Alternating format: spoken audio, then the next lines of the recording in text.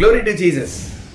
நாளைய தினத்தை குறித்து பயம் இல்லை, நாதன் இயேசு எல்லாம் பார்த்து கொள்வார், எல்லாம் பார்த்து கொள்வார்.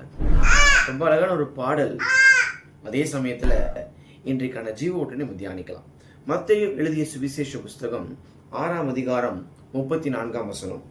ஆகையால் நாளைக்காக கவலைப்படாதிருங்கள், நாளைய தினம் தன்னுடையவைகளுக்காக கவலைப்படும், அந்த நாளுக்கு அதினதின் பாடுபடும்.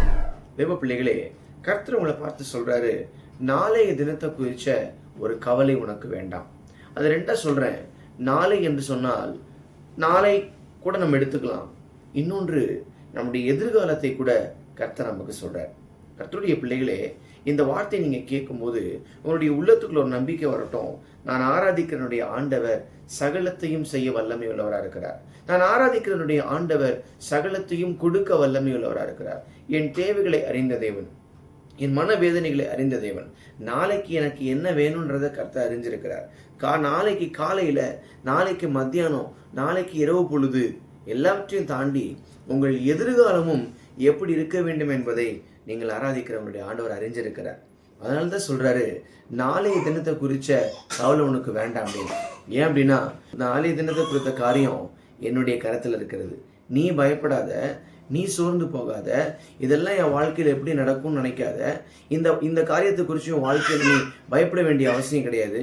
நாளைய தினத்தினுடைய காரியத்தை நான் பார்த்து கொள்ளுவேன், நான் உன்னை நடத்துவேன், நான் உனக்கு உதவி செய்வேன், நான் உன்னை தாங்குவேன், நான் உன்னை தப்புவிப்பேன், நான் உன்னை உயரங்களுக்கு கொண்டு போவேன். பயப்படாதீங்க. இந்த வார்த்தையை கேட்கிற உங்களுக்குள்ள நம்பிக்கை பிறப்பதாக, இந்த வார்த்தையை கேட்கிற உங்களுக்குள்ள சந்தோஷம் வருவதாக, இந்த வார்த்தையை கேட்கிற உங்களுக்குள்ள ஒரு புதிய பலன் வருவதாக. என் அப்பா நாளைக்கான காரியத்தை எல்லாவற்றையும் அவர் பார்த்து கொள்வார். என் அப்பா நாளைக்கான காரியத்தை மாத்திரமல்ல, என் எதிர்காலத்தையும் கர்த்தர் சிறப்பாய் தருவார்னு நீங்கள் விசுவாசிப்பீர்களானால் தேவனுடைய நாமத்தை மகிமைப்படுத்துங்க. இந்த வார்த்தை உங்கள் இறுதிய பலகையில் எழுதப்படட்டும்.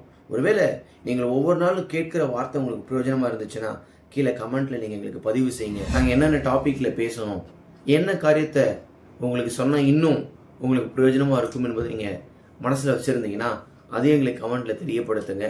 கர்த்தர் உங்களை ஆசீர்வதிப்பாராக.